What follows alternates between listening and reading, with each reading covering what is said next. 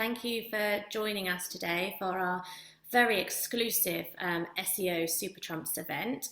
We've kept all of the details of this benchmarking survey under wraps and quite secret until now, so all of you are essentially at an SEO Super Trumps world premiere.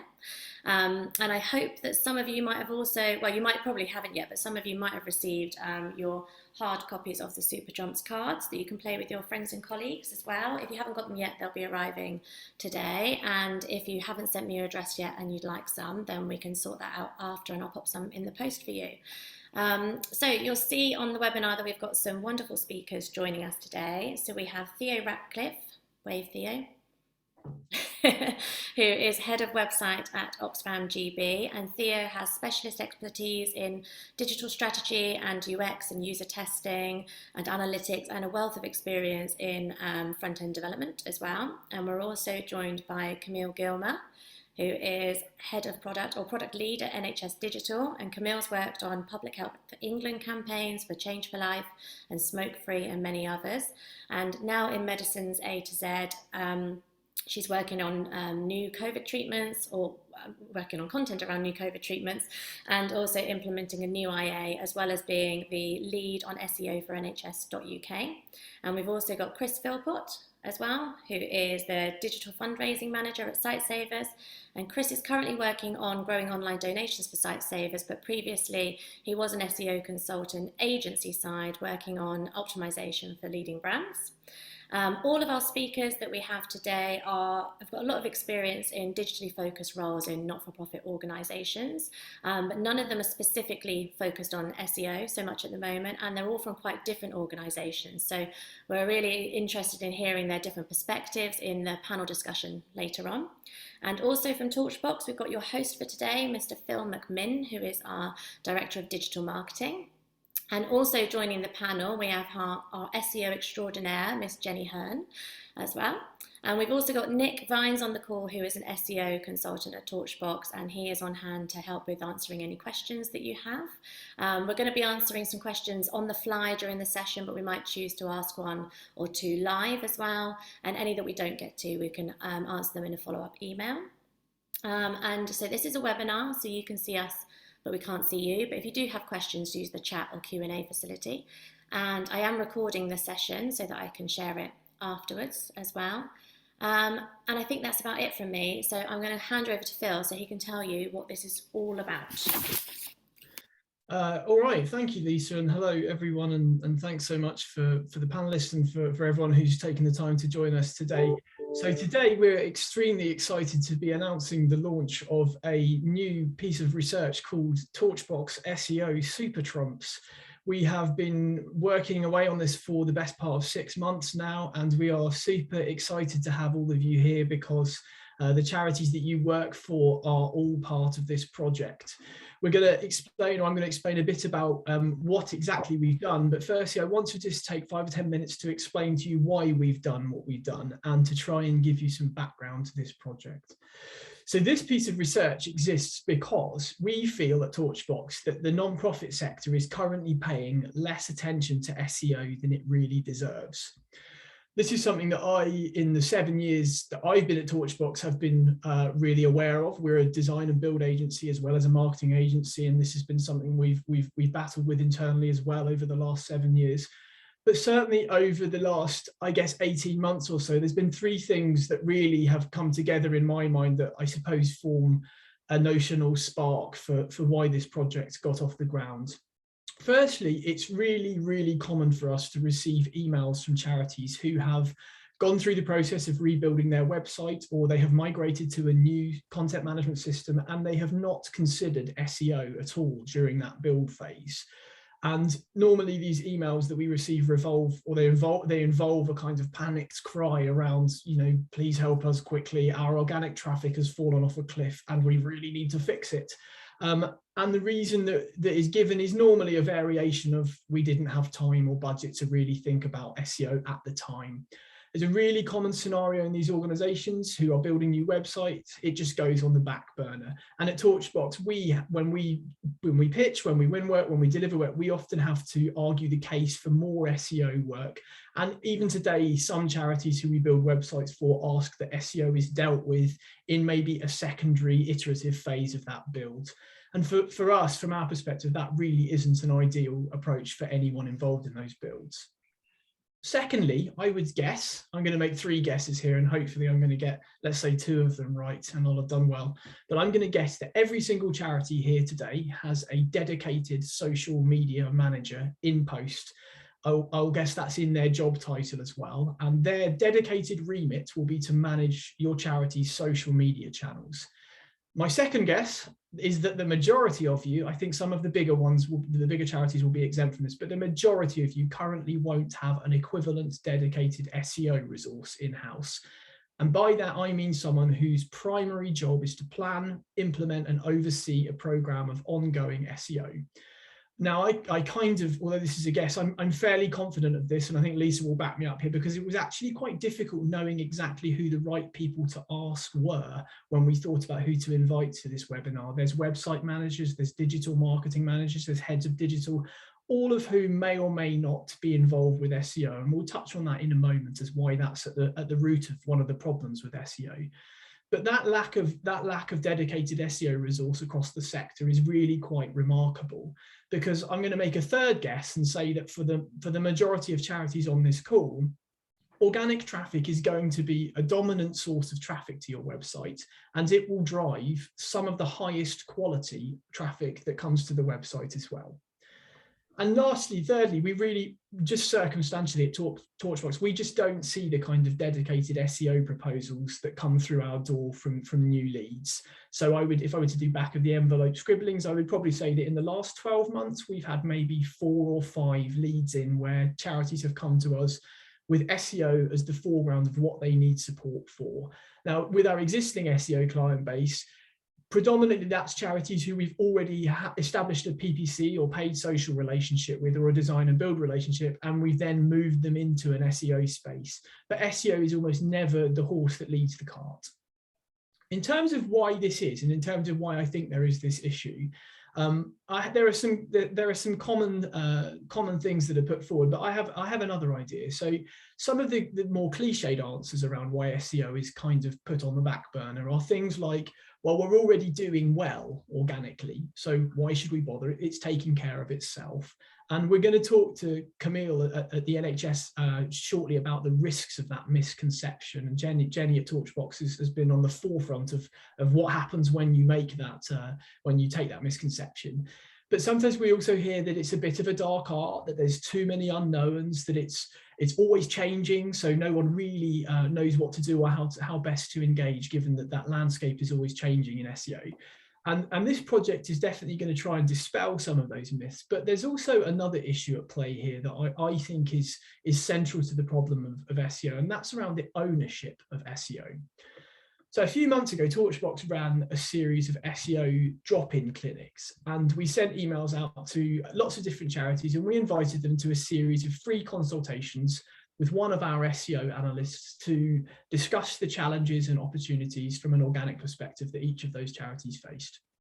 And one major charity said, no thanks, and their reasoning really stood out as to why they weren't interested in that consultation. And I'll paraphrase it as, we're just about to begin developing a new website, so now's not the right time.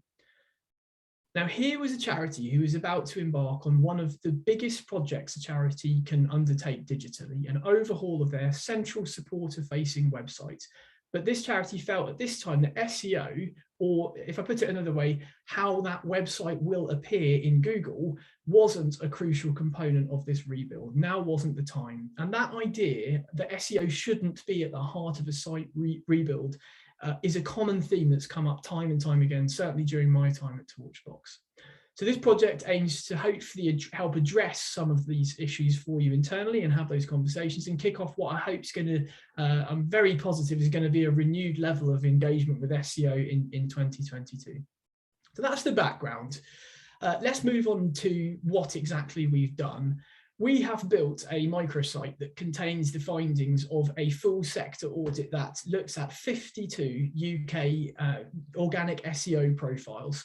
So 52 non-profits. 52 is a little bit of a random number that I could pretend carried some sort of the higher meaning, but in truth was just an accident that we accidentally went over 50 and decided to just keep it at that. So it's 52 UK charities. And we have measured the health of each of these charities' websites against 6 SEO metrics that are broadly recognised as industry standard metrics. They cover technical health, they cover backlink profiles, so how many links are coming into the website, and of course we've looked in great detail at the content that each of these non-profits has, which is ultimately at the heart of a successful SEO strategy. So the data we've collected is all publicly available. It's not data we have exclusive access to in any way. So anyone with the tools, the free and the paid for tools that we've used can access this data and put it together.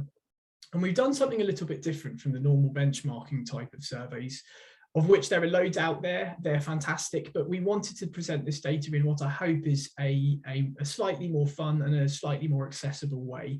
So there are 2 components to what we've done.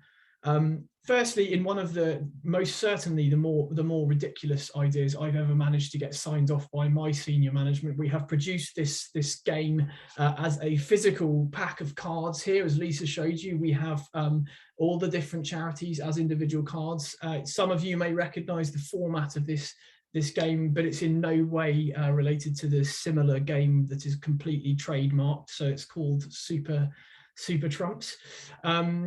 We've produced physical packs of cards that some of you, as Lisa said, will have received or will certainly receive in the next day or 2. And we really wanted this to be a physical event and watch you all trying to suppress your competitive natures as you beat your most feared competition in person, but alas, that's not to be. So hopefully you'll get your packs of cards, and when you're all back in the office at some stage, then you can at least play your colleagues, and please do let us know how you get on. So that's the fun part of the project. And had this been a physical event, you know, we would have also had you for breakfast as well, and that could have been great fun. But alas, we are in a remote world. So the more serious part of this project, and just at this point, I'm just going to share my screen and make sure that I have the right screen. The more serious part of this project is, and I hope useful part of this project, revolves around the microsite that we've built. It's gone live this morning, and Lisa's going to share the URL with everyone over email after this talk. But here it is. Here's our Super Trumps microsite. I'm going to give you a quick walkthrough of how to use it, just so that all of the kind of key components are visible to everyone. You can dive straight in as soon as you get the URL, and there's a button on the homepage that will allow you to play your non-profit. But before we do that, and I'll show you what that means, before we do that, I just wanted to draw your attention to the top navigation bar and show you what some of the key components are. Firstly, I hope you can all see this, but there's a rather grandly titled State of the Sector report that covers a lot of what I've talked about thus far today, but also pulls out some of the really big key findings here. So if you're desperate to know, if you're a smaller charity in terms of your income, and you're desperate to know how you're performing against some of the Goliaths of the sector, then here's where you'll find whether you're in there or not. I'm going to just shout out Dogs Trust as one example here of a smaller charity by income who are certainly seeing off some of the Davids of the Goliaths of this project, should I say. They're almost certainly a David. You're also going to see in the State of the Sector where some of the specific sectors are perhaps falling behind, and where some of the really big success stories are here. So the State of the Sector would be a great place for you to start. You can also choose your subsector. So we've divided our data up into 8 different subsectors and grouped our charities together based on how we, I guess, think that users perceive those charities and what they might be searching for. And if you are really into competing and you're a glutton for beating off competition, then you can compare all of the charities here. I'll show you this just at the end in terms of what that looks like. Before we go in and play, right at the bottom of the microsite, there's a whole load of questions, an FAQ just to explain why we've done what we've done, where the metrics come from, what they mean, and so please do take a look at that so you're au fait with what the data means and where it comes from. So we can go straight in and we can play SEO Super Trumps here. So if I click play Super Trumps, then what you'll see is our 8 different subsectors. So everyone from animal welfare through to environment and international and development aid. So we're going to go straight in and click animal welfare just because it's the first on the list, and I get to show you a cute picture of a dog. And on each of these subsector pages, there are a couple of different components. Firstly, the data. So if you click deal the cards, then what you'll see in this sector is the data for 8 different charities. We've got RSPCA here, we've got RSPB, we've got Dogs Trust and Battersea, and you can view how your charity is doing against each of the 6 different metrics. You can click into these cards so you can see a bit more about each of the charities, a quick summary about who they are and what they do, as well as a link to the charity's website that we've audited and some sharing options as well. And you can see as you go through using these red arrows here, you'll be able to navigate through each of the metrics and see who the winner is in each of these areas. So big shout out to RSPB already, who will have an incredibly high, I hope you can see that, but an incredibly high domain authority of 75. 75 is much higher than anyone else in the animal welfare sector. It's also one of the very highest across all of the non-profit sector. So big shout out for our first winner there. You can go through and look at things like core web vitals, or the estimated organic traffic that comes through each month, the #1 rankings for non-branded terms, which is an extremely interesting area for you. And I definitely urge you to have a look at that because that's where some of the really kind of eye-watering statistics have come here. So you can really get a feel, hopefully, within your subsector of what's possible. And that's why we've chosen to break them into these subsectors is, you know, there will be some very, very super charities in there who operate in a totally different space, and perhaps that's less relevant. But hopefully this subsector breakdown will enable you to see what's really possible. In terms of grouping the charities, we are aware, and we've put something in the FAQs about this. We are aware that you know, is it right to compare a charity that looks after birds or bird conservation with a dog and cat charity? The groupings will never be perfect, but we feel that we've got them broadly right in terms of helping you understand within those subsectors what's possible. So lastly, once you've had a good play of the game, then you can just go and have a look at all of the data across all of the non-profit sector. And here we have Cancer Research UK, one of the winners in domain authority, perhaps not surprising there. And you can scroll through and see for each of the sectors. On the left, we have the sector averages, so you can see where you're sitting within those sectors, but also you can tab through and compare each of the metrics across the whole sector and see where your charity sits. So the second component of, and I hope they're really useful, the kind of real heart of this project, if I just go back to the subsector pages, the real heart of this project is around the audits that we have written for each of these subsectors. So the whole of our SEO team has been engaged in getting to know each of these subsectors. Here's our animal welfare one again. And what we've chosen to do is really dive into the landscape of each of these subsectors. So in for instance, animal welfare, image search is going to play a very different role than what it will play in, say, the mental health sector. So we've really tried to pull out some of the defining features in what are pretty long form audits. We've looked at everything from the information architecture of some of these sites to understand how the stronger sites are structured to allow Google to crawl the site more efficiently. We've looked at the content that charities have got and what they're ranking for to try and give you guys a sense of where you might look at other content strategies and develop your own off the back of that. And we try to break these down into sector super tips that will enable you to go away. And if you're struggling to know where to start, given the kind of wealth of information, then there are these sector super tips that will enable you to begin conversations. I can tell you why my cat stares at me here. So we've researched why cats stare at their owners as part of the animal welfare one. Some very strange avenues we went down here. We've looked at brand strength for each of these sectors and the specific SERP features. So lots of SERPs have, or subsectors have local results, and they have really strong brand results. They have PPC results as well. We've made comments there. So that's it in terms of the content of these subsector reports. I really hope that these are useful to you. They were incredibly interesting to write and see, and really split them up like this and have a look at what was different. So I hope that's the beginning of a very exciting conversation for you. I'm going to stop sharing now. I think that's enough of my my walkthrough here, if I can actually work out how to stop sharing. And I think probably now it's time for me to stop talking for about 1 second, and to bring in our panelists really, and start talking a little bit more about everyone's experience across the sector who isn't at Torchbox. So we're going to begin, and this is a bit, the panelists we've got today, it's a bit like the sort of Glastonbury of the non-profits. We have some brilliant organisations here, and we're going to start with one of the bigger charities who are in this sector, and we've got Chris Philpott from Site Savers. Hello, Chris. Good morning, Phil. Great presentation so far, and thanks for the opportunity to join you today. No, I'm really, it's been really interesting looking at how you guys are doing and how you're doing relatively to the sector you're in. So tell us a little bit, just to start, tell us a bit about the approach a charity like Site Savers takes to SEO. I'm really interested to hear, given I talked about ownership, who owns it, who are the teams that have to input into it. So yeah, tell us a bit about that.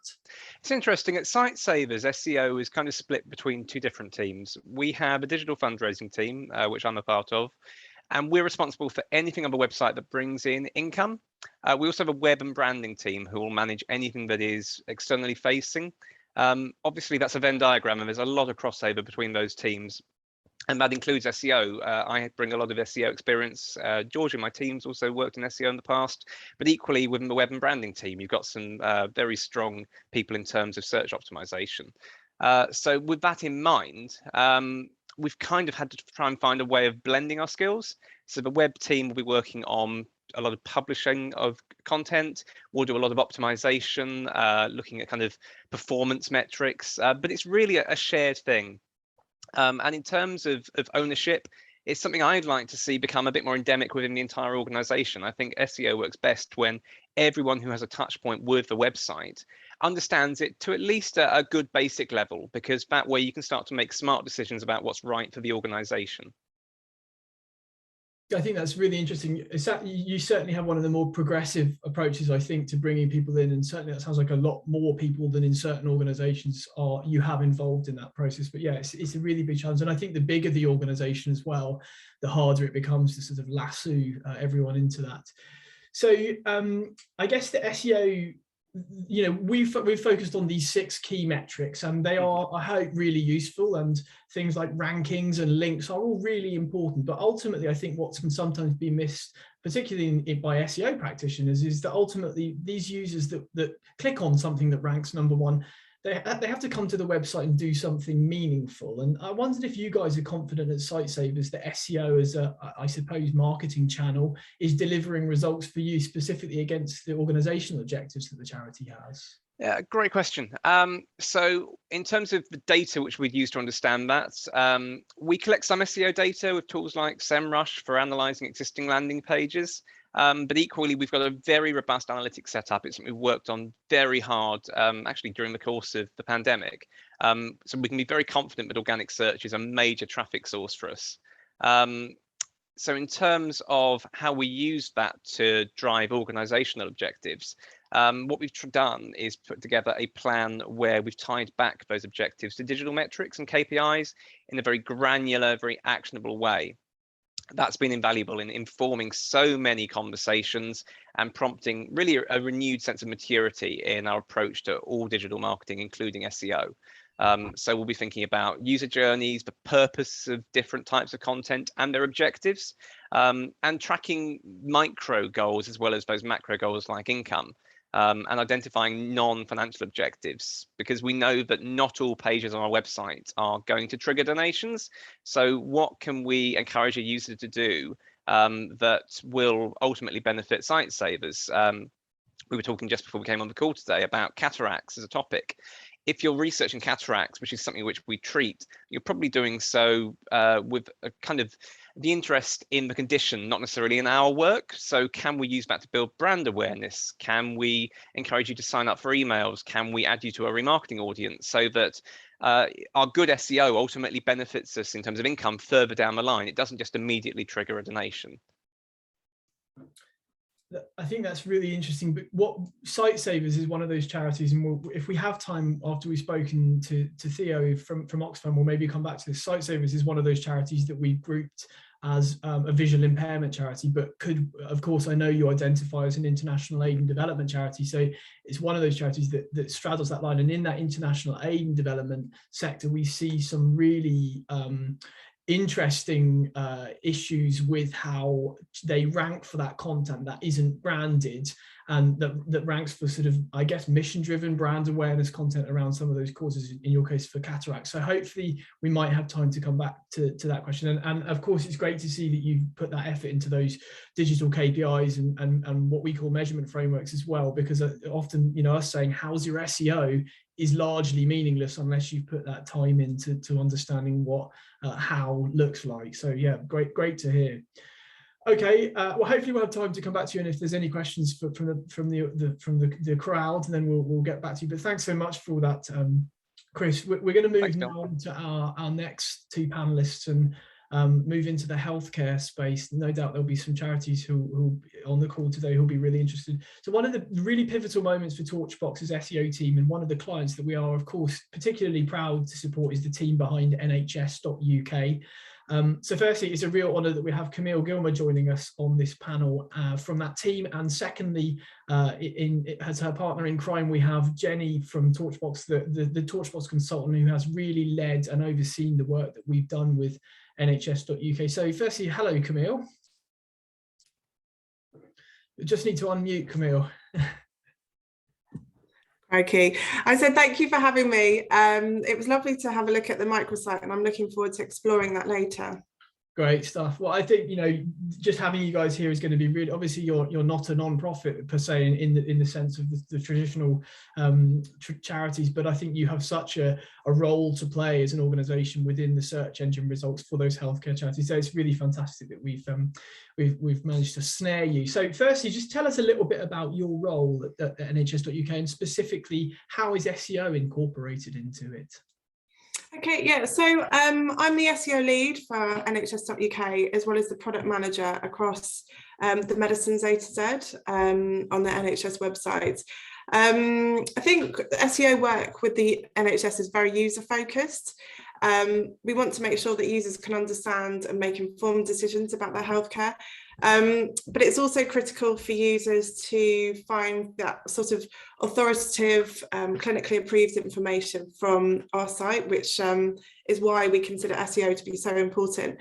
The site gets over 800,000 clicks a month, and 90% of searches, of starts come from Google.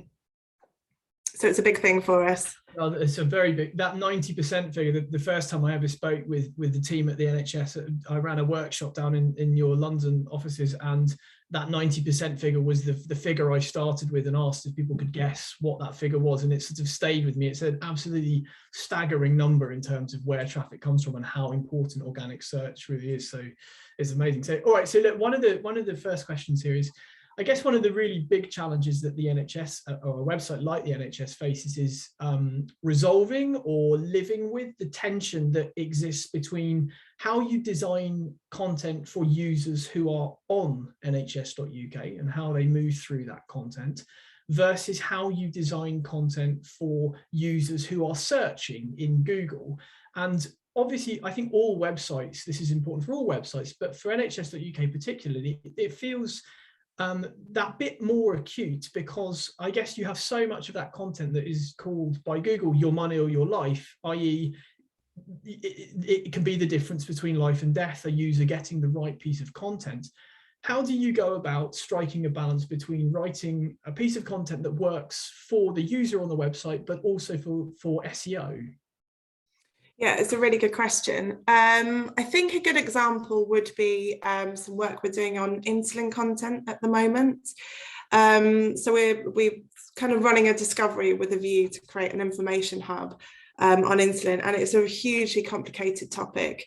So for example, there are 5 different types of insulin with different ways of working and timings. So you have long-acting, short-acting, mealtime insulin, etc. The medication names are different, the brand names are different, and dosages are different. The different brands have different strengths. So there is quite a large potential for medication error. It is one of the most dangerous medications you can be prescribed. So, for example, if the user takes the wrong unit amount.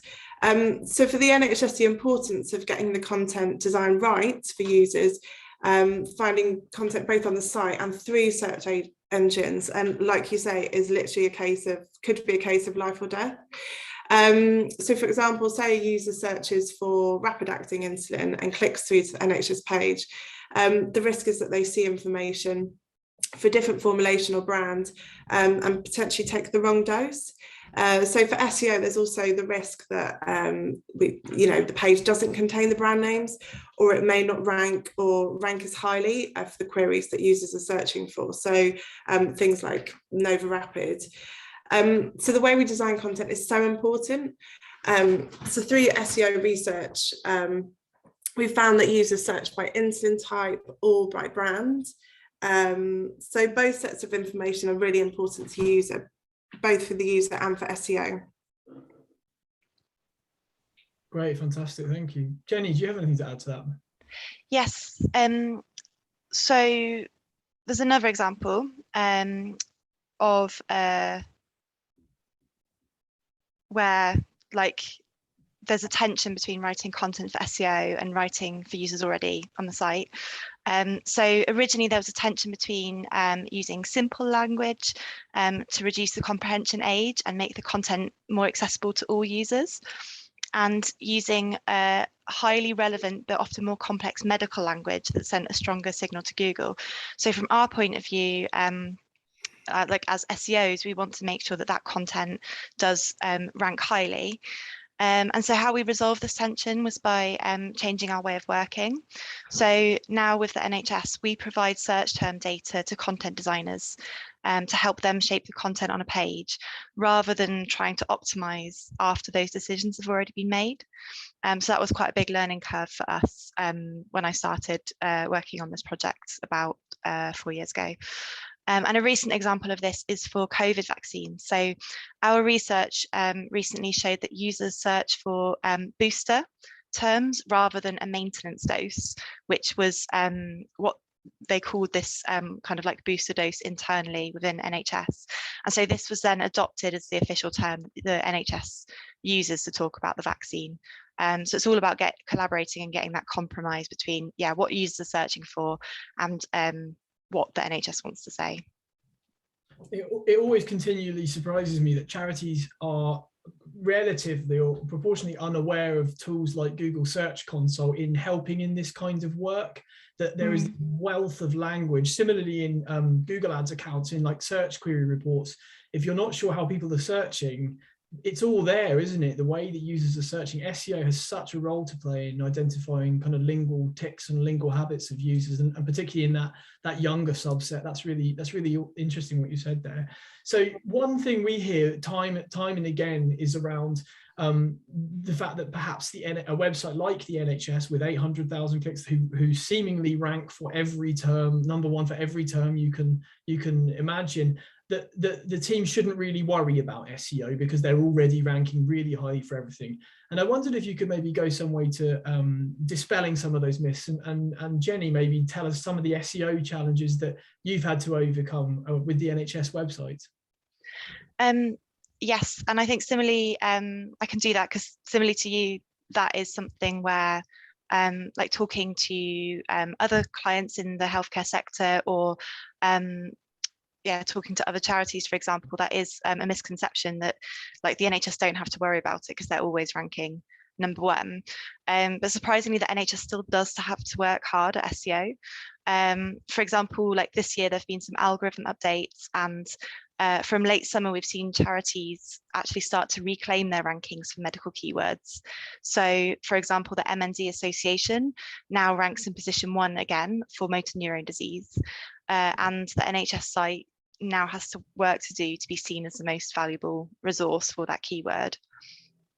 It's also worth saying that there are search terms that the NHS doesn't rank for, surprisingly, But the NHS cannot and does not produce a deep dive into every area of a condition, and it's not within their remit either. So health condition charities can add value for the user by providing more detail and answering all your user search queries, and then search engines will reward that added value with higher rankings. And finally, the NHS website does struggle with Google's fickleness, just like the rest of us. So recently, Google made a huge change to their search results. And this was where they used AI to make up their own page title for a web page. Google occasionally did use to edit page titles, but this was really dramatic, and it was one step too far. The changes were far-reaching, and they had a real-world impact. So in editing the title tag, they changed the meaning of the page. For example, on the NHS website, the flu page was now labelled as flu vaccinations in the search results, which meant that they were possibly sending users to the wrong page that Google had mislabeled. And that could have been really dangerous. For some healthcare topics where they did this, like a click or no click could be the difference between getting urgent help or not at all. So as part of our consultancy work, we campaigned alongside the NHS to successfully get Google to roll back this change. And it just shows how much the NHS still has to work at their SEO to make sure that the information they have on the site is actually being ranking highly and being displayed correctly in Google. I think that's definitely one of the coolest things you ever did, Jenny, was get Google to change the algorithm. I think Lisa's going to share the write-up of how we kind of approach that in the chat for those of you who haven't seen that.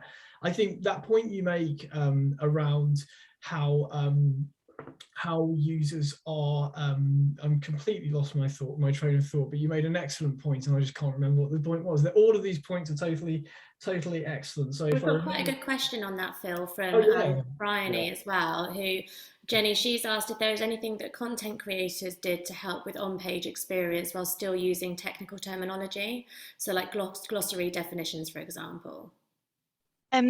Yeah, so I think the interesting thing, I've just zoomed in on that word glossary, and I think SEOs probably have a love-hate relationship with glossaries that's leaning towards hate, because for example, you can have like a section of the site that's a glossary and has like all these wonderful medical definitions, but actually what you've done is you've grouped together small bits of content onto one or a couple of pages, and you've designed that content around the word glossary. So you're not actually, users who are searching for flu, for example, aren't just, that page isn't going to rank, and they're not going to end up seeing your wonderful kind of like definition of flu.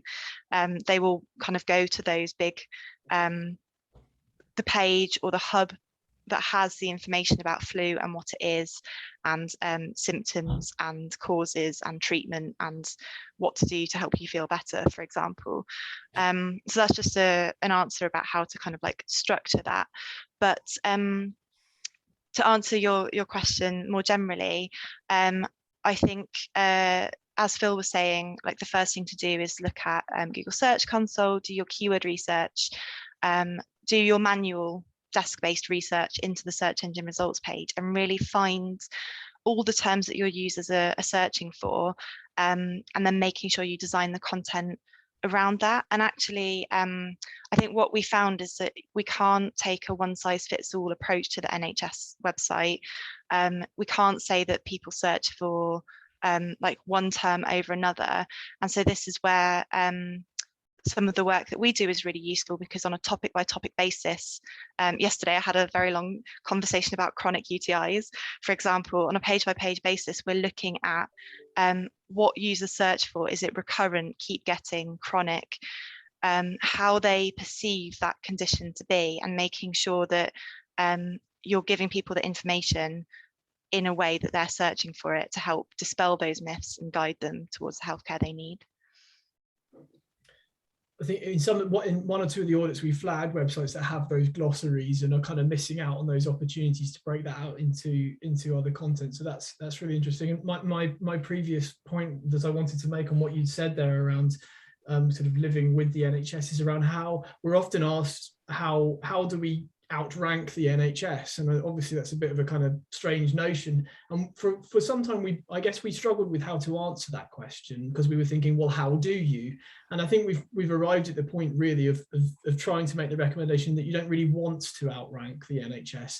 And the focus I guess we take at Torchbox for healthcare organisations is to look at the difference between organisational objectives and trying to flag that those organisations who are within the same space as the NHS will have very different objectives to what the NHS is trying to achieve, and trying to use that first, as what Chris was saying about what, SEO aligned to organisational objectives is much more important than trying to outrank for outrank's sake. So that's our kind of advice in that space.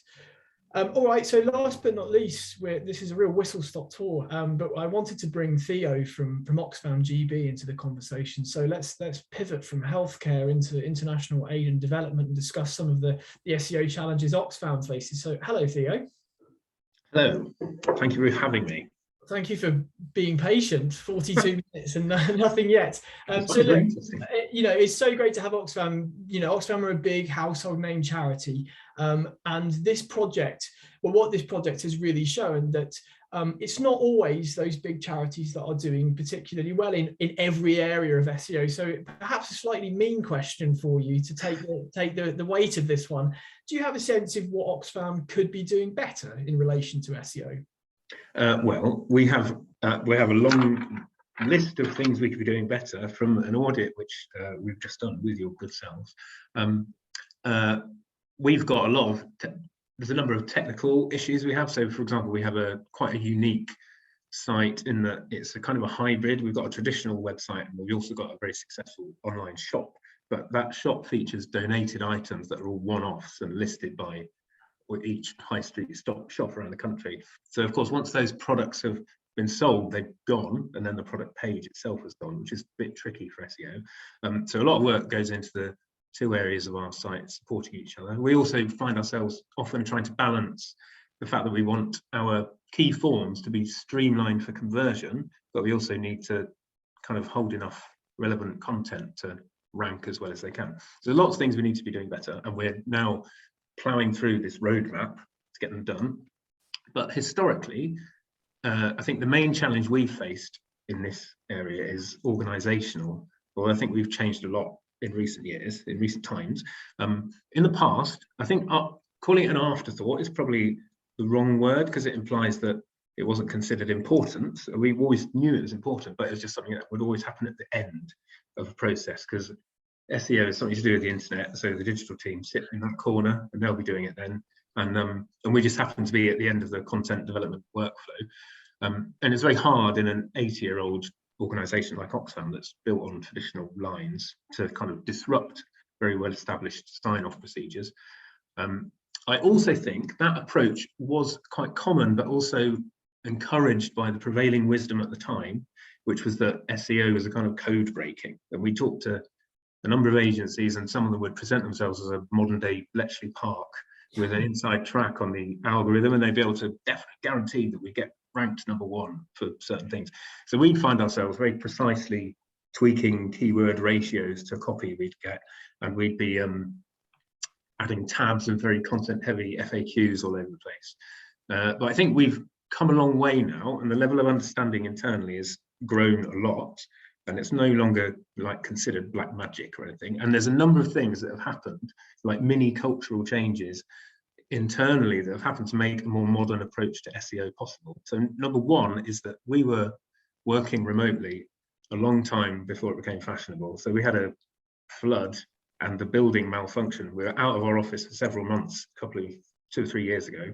And that kind of knocked down a lot of divisional barriers, and so rather than working in silos, we started to work together as individuals, which I think is conducive to better SEO work.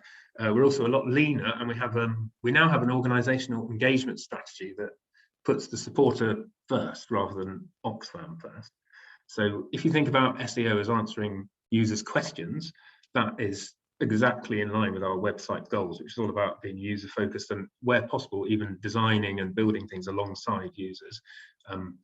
So we see our site as a driver of conversion, and that begins with how relevant the content is. So we're now more aligned with Google's goal of getting relevant content to people, rather than manipulating a system we don't really understand brilliantly. And we're spending more time like researching and writing better content, and that gives our supporters more value. And we're quite lucky in that we've got, I mean, you've put us in the as you know, you would expect we'd be put into the international aid category, but we actually do loads of stuff, retail, campaigning, etc. And so we're lucky to have access to people with expertise across a huge range of different disciplines. So, for example, policy, retail, fashion. We've got sustainable fashion experts writing blog posts about second-hand clothes and things. So yeah, I think we've come a long way in recent years. Yeah, we've talked about some of the challenges in our audits about shop content, and how you know traditionally you see your competition, might whoever you see, WaterAid or whoever that might be your competition is, but actually so many charities have all these other competitors. Like in the shops case, we saw it was, you know, eBay or Pre-Loved, and well, how on earth do you compete with those sites as well? So it's yeah, it's not quite that straightforward. And you're absolutely right that the kind of code breaking element of SEO is becoming less and less possible, I suppose, because Google's just getting so much more sophisticated by the minute, really, in terms of their algorithm updates are now effectively continual, as opposed to them being Penguin or Panda or whatever they've been in the past, these big dumps where things change. It's just continual. And actually, I suppose that's again at the heart of what we want to get going here, is more, you know, get going on this, because it's moving at such a pace. Yeah, and our work we've done with Torchbox recently, we've recently done an audit, which, and I think it's important to, because we relaunched our website and our shop almost at the same time, and so we commissioned an audit. And the important thing to mention is not that it's not just like a post-launch MOT. We're trying to think much more long-term and embed better ways of working. So when we started looking at replacing our website, we established a principle that any third party we work with would not just provide whatever service, but there'd be an element of knowledge transfer there to help us get better and build more sustainable practices. So, for example, our front-enders have started collaborating with external developers on code reviewing and stuff. And the output from the audit wasn't just this wonderful roadmap of measurable recommendations, but we're now doing a 6-month kind of partnership of 3 days a month, which is like a light touch mentoring in a way. So there's no sense that the agency, Torchbox, will be doing the writing or doing the SEO. It's about us being guided by experts and building that sort of position within Oxfam as the experts. So we'll be guided by experts, hopefully become experts. We don't mind experts at Oxfam, but we think the future is very bright. And within that team of future experts, who do you think should be owning SEO at Oxfam GB? Well, so I think we have to be very careful with words. So this might be splitting hairs, but ownership, I think, is a dangerous word, because it may, if we talk about owners, the converse of that may prevail, in that some people may think it's not our problem, we don't need to worry about it. But I think definitely the digital team or the web team should have the authority to make sure people care about it. So copywriters need to care about it, so they write relevant, well-ranked copy. Designers need to care about it, because a number of ranking factors are basically good specs. Accessible sites will be rewarded as well. So there's a massive amount of overlap across disciplines. One example of what we do now is our digital marketing team. We've got a very strong digital marketing team who have an SEO brief for copywriters, which includes a lot of keyword research and insight into what users are looking at. So they'll work on landing pages together. I think potentially interesting, not necessarily interesting, extension to this discussion might be the position of a digital team in itself. So rather than doing SEO, for example, they might instead be better cast as educators or a centre of excellence, or I've read someone has talked about digital teams as change agents to guide the organisation rather than be a service provider, so to ensure best practices happening. I think that would be the approach we would be aiming for. But that might be your digital transformation webinar series rather than this one. I think that's a great approach, and certainly with the work that Jenny's done with Camille and the team at NHS.uk has to go down and sort of, and quite literally in some occasions physically stand in the middle of the office at a desk and invite everyone to come and talk to us, and that's been really instrumental, particularly how many people work on that website. So that kind of everyone anywhere approach is definitely right. I'm aware we've just got 10 minutes, so I wanted to just turn to my last question that perhaps brings Chris back into this as well. But Theo, I'll keep the question with you for the time being. Mm-hmm.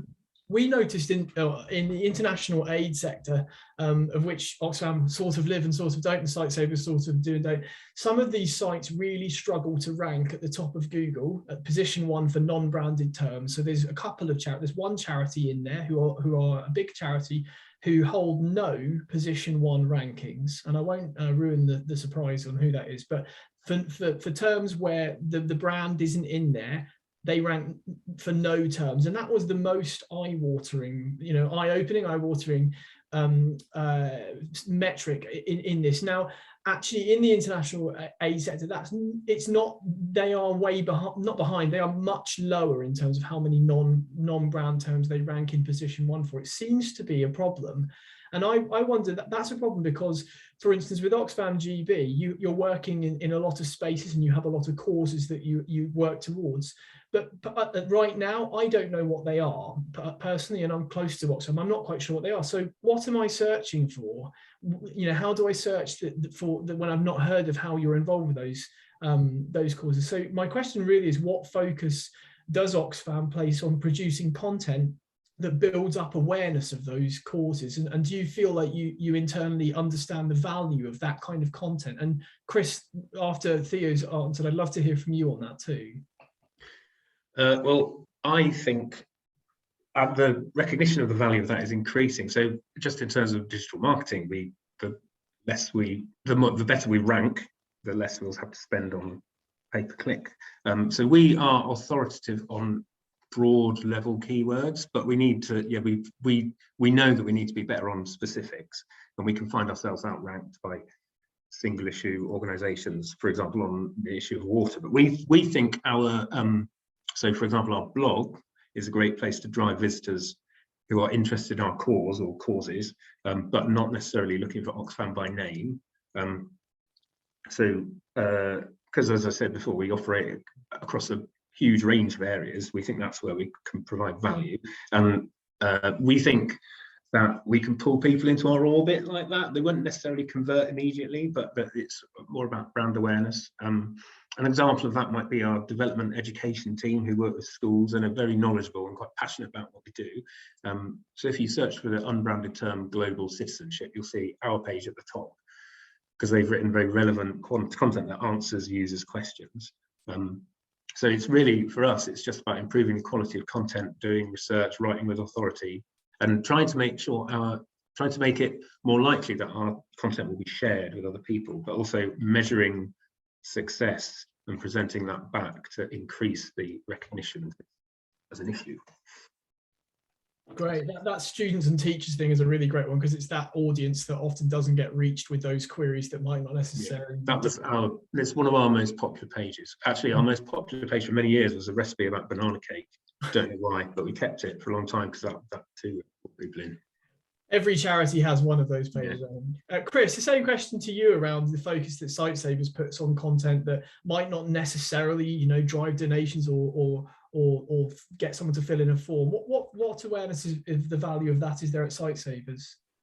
I think there's very good awareness, but my biggest reflection after listening to all of the panelists today and all the great advice that's been given and everyone's own reflections is that in 2022, something I'm very keen to think about is going beyond page level SEO into the SEO strategy for the organisation, because reflecting on it and giving a very candid answer, I think we're great at producing content that on a page level is relevant to a particular topic that is principally related to something that we do, be it something that our external supporters might recognize as being what we do, be it something which we internally consider to be what we do. It's interesting that in the Super Trumps, we have been grouped as a visual impairment charity when we would very much consider ourselves to be an international development organization.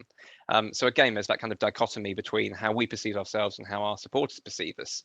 On a page-by-page level, I think we're pretty good at writing about a diverse range of topics at a good level of granularity. That means we don't have to worry about this too much. But what we aren't necessarily so good at is taking a step back and looking at the bigger picture. And indeed, it comes back to that ownership thing. Again, ownership is a dangerous word, but I'm a great believer that everyone who is creating content for websites should have an SEO kind of knowledge, but what they won't necessarily have is the perspective of the role of the content they're producing plays in the wider website. Another example I could cite, and one which indeed needs tackling at Site Savers. So this is a flaw, but one which I'm aware of and which I'm keen to fix. There was a great question in the Q&A, and forgive me if I'm spoiling anything by bringing it up. There was a question about persuading internal stakeholders to write content with SEO in mind when they're set on using complex language. And Site Savers is a good example of a charity that kind of does this, because we have wonderful copywriters who know SEO and are writing, be it time-bound content, blog posts, kind of editorial type stuff, be it our kind of more informative, what is trachoma, what are cataracts type pages. That are written very much with SEO in mind, ticking all of the boxes which we've discussed today in terms of semantic content and answering questions on a page and understanding user intents and user queries. But equally, we have some very, very robust medical scientific minds within Site Savers who are writing content they're publishing on the website that is endemically complex. But for their audience, it's correct. And I think that's the key thing. It's understanding the intent of different audiences. So as a two-prong attack, I'll give you a bad example. We treat a condition called onchocerciasis, which is a bit of a mouthful. So we call it river blindness. Our founder, Sir John Wilson, decided that was a better name. And indeed, that was many years before SEO came onto the forefront. But nonetheless, it was a good decision. If you search for river blindness charity, we rank #1. But it's not our page that's been written for supporters to explain what river blindness is in simple language. It's the page which has been written by our NTDs team that's much more complex, and it's not been written with conversion in mind. It's not indeed got a donation form on there or any means to sign up to emails. It's been written for a kind of academic audience. So it's a two-prong attack. It's firstly recognizing that and stepping back and recognizing the role the content you're producing plays in the wider site. It's secondly, I guess, creating a good information architecture that allows those two diverse ecosystems to coexist. So we have, for example, one way we're working on this is to have a section of the site called the Research Centre. That is very academic. It's written for a scientific audience. It doesn't really matter so much if that's not written with SEO in mind, because the people who are looking for it don't want stuff that's been kind of watered down in inverted commas to suit an algorithm. They're going to want the full meat of the nitty gritty. That by placing that in a separate area of the site, hopefully over time will allow our more user-focused content to rise up in the rankings. That's really interesting that you talk about, I think, UX and the role of IA. I think for us at Torchbox, the single biggest breakthrough from an SEO point of view, and we, in the design and build work we do is in bringing those two disciplines together. That's where our digital marketing team and in which our SEO work sits, and our design and build sits is in that link between UX and SEO. And the projects, particularly I'm thinking of Oxfam GB website build, but also the site we built for Samaritans was a project where those two teams came together right at the beginning. So conversations that were being had about how a site should be structured and rebuilt had the SEO team in there at the beginning, just in a listening capacity, just in an advisory capacity, rather than saying it should be designed for SEO. It's just having those conversations right at the beginning, and it was transformational for the user, certainly. Can I just say, I appreciate, so we've actually run out of time, so it's 11 o'clock now, so I know that some people will need to leave. I'd just like to say thank you to Camille as well for joining us, because I know that you need to shoot off now, but I think the rest of us can stick around for a little bit. If anyone is happy to stay, we've got a couple more questions that I'd really like to be able to ask our speakers, so if you're happy to stay around just for a little bit longer, then please do. But other than that, if you're going, then I'll just say I'm going to send a follow-up email straight after the webinar, which will include a link to the microsite and any of the questions that we haven't managed to answer that you might have missed, and also tell me if you want a pack of cards and I will send them out to you.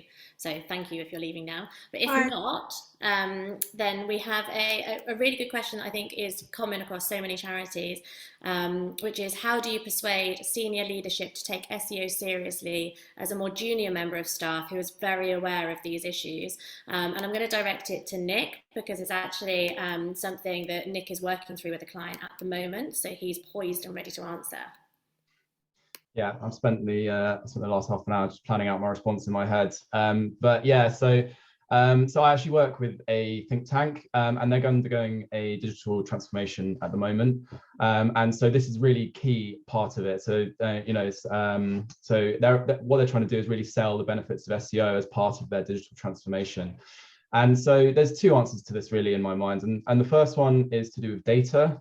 So just really going to the senior leadership team with data that they just can't refute. And so if you have data that shows that, that the site is underperforming, or, key landing pages are underperforming compared to other pages on the site, or to competitors, then that is a really strong case, and nobody can really deny that, if you have numbers that are actually, real user figures. And then something I touched on just there as well is competitors. And I really feel that competitor comparisons is another really good way to kind of really sell SEO. If you can say to your senior leadership team, we're not ranking for XYZ keywords, but our competitor charity A and competitor charity B both are, they're there, they're visible, they're raising that awareness and they're spreading their awareness and getting those clicks, and your charity isn't. And I think there's no better way to kind of get under a senior leadership person's skin than to compare it to a competitor who's outperforming them, I think. So yeah, I'd say those two answers. Brilliant, thanks Nick, some good advice. And we also have a question from Bryony, who, Jenny, I think you're probably quite good to answer this one. How do you manage worries about cannibalization while writing content for different audiences on the same topic? Thanks, Bryony. I've also been thinking a bit about this question, especially after listening to what you were saying, Chris, about having two pieces of content that are essentially similar, targeted to the same queries but very different audiences. And it kind of set my mind worrying, because I think there's not like a one size fits all answer, and that's sort of like, it's an example of the sort of question or like project, say, that we would be working on, like you might kind of like task us with this, and we would go away and have a think about it and do some research and come back with a kind of a strategy about how we might approach it. So in your case, what you were saying about having a separate hub for research that might not be optimized for SEO could work. My worry would still be that if you had two pages on the site that both had the same title, you would still face that same issue in search engine results. So yeah, I don't know if I'll be able to resolve it in the next minute, but so what I was thinking of is, like, do you have one hub targeted to that query, which, like you said, is focused for the user, but then through that hub you link off and say, hey, do you want some expert information? Like, click here, which will take you to that expert information. By organizing it into that hub structure, you're creating like one source of truth, like one place, one kind of section that will rank really, really highly. That expert content will support the content you've written for your user. And then I think we'd have to consider the possibility that expert content might still outrank the hub. or be found by the wrong audience. But then we start to think about, how do we signpost people if they've landed on the wrong page? So again, I think we've been working on this with the Motor Neuron Disease Association, where they have these two different types of content, and we've said, like, people might land on the wrong page, and therefore something you can do to kind of like support those users in their journey is make sure that within the design you have something to kind of like cross-link and say, this content is designed for this audience. If you're looking for this type of content, please go over here. So it's quite a specific example about like all the different ideas we would think through about how to do that. And that is a very specific case where you have two pages on the same thing.